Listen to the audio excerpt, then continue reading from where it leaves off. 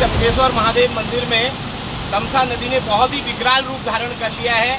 एक और जहां पौराणिक टपकेश्वर महादेव मंदिर में शिवलिंग से भी ऊपर पानी आ गया है, वहीं वैष्णो देवी गुफा मंदिर में हनुमान जी के गले गले तक पानी आ गया है और पानी बढ़ता ही जा रहा है और बहुत से लोग फंसे हुए भी हैं। यहाँ पर स्थिति बहुत ही विकराल है और प्रशासन को चाहिए कि तुरंत आकर के यहाँ पर सारी स्थितियों का नियंत्रण करें और हम सभी के लिए मंगल कामनाएं भी भगवान से करते हैं, सभी लोग सुरक्षित रहें, ऐसी मंगल भावनाएं भी हैं।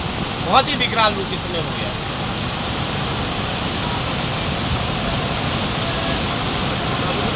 आज सुबह 5 बजे से नदी ने एकदम विकराल रूप धारण करना शुरू किया और देखते ही देखते जो है पूरी हनुमान जी की मूर्ति भी लगभग डूब गई थी और पूरा जो टपकेश्वर महादेव मंदिर का जो परिसर है पूरा जलमग्न हो गया। और जो टपकेश्वर मंदिर के अंदर हमारे जो पुजारी गण हैं, जो संत गण हैं, वो लोग बमुश्किल जो है ऊपर निकले और बजरंगबली की कृपा से, भोलेनाथ की कृपा से, शंकर भगवान की कृपा से सभी सुरक्षित जो है बाहर निकले। और मुझे लगता है कि विगत 400-500 सालों में इस प्रकार का जो ये विकराल रूप है ये कभी सुनने में नहीं आया है और लगभग 25-30 साल से तो हम ही देख रहे हैं, लगभग 30 साल से कभी जो है इसके आधा पानी भी नहीं आ पाया। तो इस बार जो है बादल फटने से बहुत ही विकराल स्थिति है और जो यहाँ पे चारों तरफ जो है काफी नुकसान हुआ है और ईश्वर की कृपा से मुझे लगता है कि जनहानि तो कम से कम हुई होगी, क्योंकि एक तो आज मंगलवार का भी दिन था और दूसरा बारिश ज्यादा होने के कारण भी श्रद्धालु सुबह का समय होने के कारण श्रद्धालु काफी कम संख्या में आए हैं। लेकिन मैं सबसे आग्रह करूंगा इस समय नदी तटों में जाने से बचें और अनावश्यक जो है किसी भी प्रकार से हम लोग नदी की ओर न जाएं, ये विशेष हम लोग ध्यान रखें। टपकेश्वर का जो मेन मंदिर है जी, उसके अंदर भी पानी गया हुआ है, पानी चला गया है काफी। क्या आपको लगता है कि कोई मतलब जिस तरह की तो वहाँ पे जो हानि हुई है, नुकसान हुआ है, जिस तरह पूरा मंदिर दिख रहा है कि पूरा डूब गया है, जी, कई पुल बह गए हैं? जी, ये भोलेनाथ की बहुत बड़ी कृपा हुई। हमारे महंत जी कृष्णागिरी जी सुबह ही यहाँ पर आ गए थे और हमारे जो नीचे दिगंबर भरतगिरी जी महाराज और अन्य जो संतगण हैं वो वहाँ फंसे हुए थे और सभी लोग रस्सों के सहारे और प्रयास करके सभी लोग बाहर निकल गए हैं। किसी भी प्रकार से कोई जनहानि नहीं हुई है और उसके साथ साथ मंदिर के अंदर भी भोलेनाथ का जो गर्भगृह है वो सुरक्षित है। और अब ज्यादा कितना नुकसान हुआ है या किस प्रकार की परिस्थितियां, ये तो जब पानी नीचे उतरेगा हमारे संतगण और महंत जी लोग मंदिर में जाएंगे उसके बाद ही पता चल पाएगा कि अंदर की वास्तविक स्थिति क्या है। लेकिन सबसे बड़ी बात भोलेनाथ की कृपा ये रही, किसी प्रकार की कोई जनहानि मंदिर के अंदर जो है नहीं हुई है। सुबह का टाइम होता है, पूजा अर्चना का टाइम होता है, आप भी मंदिर परिसर में सुबह आ जाते हैं जी, 5 और 4 बजे के आसपास में। जी, क्या स्थिति पूरा हनुमान मंदिर जो आपके सामने हो पूरा पूरा डूबा हुआ था? बिल्कुल। हम जब नीचे यहाँ पर आए तो उस समय परिस्थितियां बहुत ही विकराल थी, क्योंकि नीचे जाने की तो कोई परिस्थिति थी नहीं। आपने देखा होगा जो यहाँ खड़े शिव जी का मंदिर है सीढ़ियों के पास, ये पूरा डूब गया था। आप एक बार अपने इशारे से समझाएंगे कहाँ पे कौन सा मंदिर का? जी, ये जो खड़े शिव जी का मंदिर है आप देख रहे होंगे, इसका जो गुम्बद है, ये गुम्बद जो है पूरा ऊपर से बह गया है। तो ये पूरा जलमग्न था और हनुमान जी की भी जो मूर्ति है लगभग पूरी ढकी ही गई थी, थोड़ा सा उनका मुकुट वाला भाग दिख रहा था। तो ऐसी विकराल स्थिति थी। अभी तो मुझे लगता है लगभग 10 फीट पानी उतर गया है, तो इससे 10 फीट ज्यादा पानी जो है सुबह था। मंदिर का जो डूबा हुआ है ये खड़े शिव जी का मंदिर टपकेश्वर महादेव मंदिर में बनाया गया है हमारे पूज्य महंत जी द्वारा, जिससे आने वाले श्रद्धालु भगवान शंकर जी के सीधे दीदार कर सके। ये पूरा डूब गया था और इसका आप देख रहे हैं ऊपर का गुम्बद जो है ये पूरा बह गया था। सुबह लगभग वही 4:45 बजे पानी आया गुफा के अंदर और बाद में मैंने पानी को देखा, काफी देर खड़ा भी रहा। बाद में फिर जैसे जैसे पानी नदी का बढ़ता गया, बाहर के हमारी चेयर है, रेलिंग है, ऊपर वाली रेलिंग, कहने का मतलब नीचे नदी का ना ऊपर का रेलिंग टूट गया।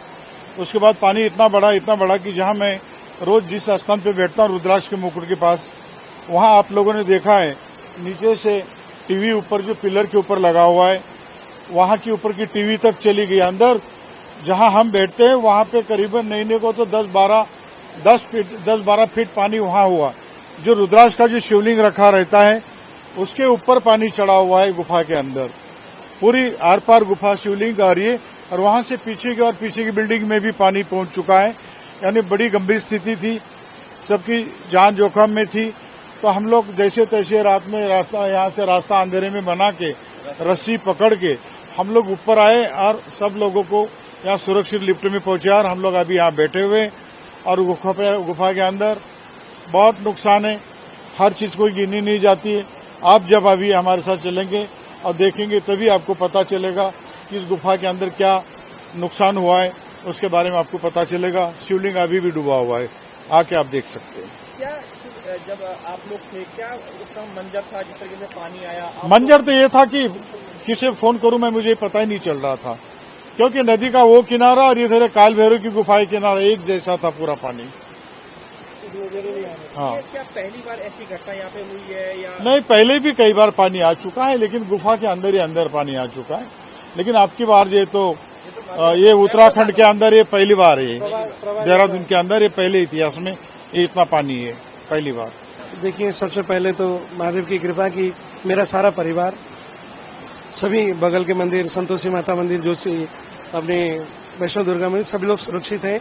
ये प्राकृतिक आपदा है, पानी का प्रवाह बहुत है, धारा प्रवाह है बहुत है, इसमें लकड़ वगैरह बह के आ रहे, तो उससे मंदिर को बहुत क्षति हुई है। क्षति का आकलन करना भी मुश्किल है क्योंकि पानी का प्रवाह बहुत, लेकिन मेरा परिवार, मेरे गुरु भाई सब सुरक्षित हैं। आश्रम की रही बात, अब पानी उतरेगा तो पता लगेगा क्या क्या चीजें टूटी है, क्या हुआ है। पर सबको संदेश देना चाहूंगा कि ऐसे समय में नदी से दूर रहे, सावधान रहे। और अभी धीरे धीरे मौसम खुलेगा, पानी का प्रवाह कम होगा, जब भी मालूम पड़ेगा। पर नुकसान तो नुकसान ही है, बस ये और क्या कह सकते हैं, सभी सावधान रहे। ये रात को बारिश तो शाम से चल रही थी, सुबह से ही चल रही थी, बट जो मेन रात को नुकसान हुआ 10 बजे के आसपास हुआ है। ये जो बादल फटे हैं 2 जगह, वो रात को 10 बजे के आसपास फटे हैं। एक बादल फटा है जी आगे जाके राइट में यहाँ पे ऊपर, और एक बादल फटा है ऊपर खाले में, जो बांग खाला है उस साइड। जी नुकसान के सड़क सारी खत्म हो गई हैं और व्यवस्था नहीं है कोई आने जाने की अब। और गांव में नुकसान हुआ है, ऊपर वहाँ पे सूचना मिली है कि 4-5 लोग दब गए हैं मलबे में नीचे। अब यहाँ से है 1 किलोमीटर है आगे, यहाँ पे ज्यादा नुकसान हुआ है। और बाकी आपने होटल वोटल जो थे, रेस्टोरेंट, वो सब टूट चुके हैं, बह चुके हैं पानी के अंदर।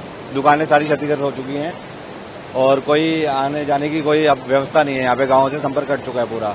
ये रात को लगभग 11, साढ़े 11 बजे, 11:10 के लगभग एक आवाज आई, बहुत भयंकर आवाज, धड़ाम से।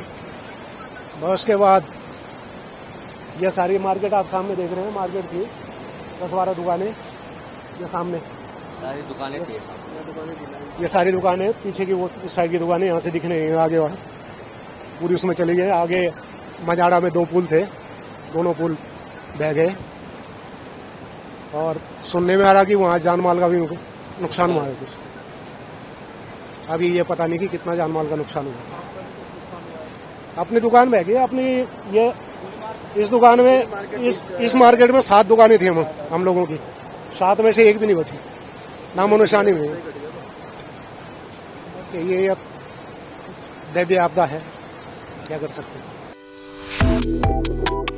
Subscribe to One India and never miss an update. Download the One India app now.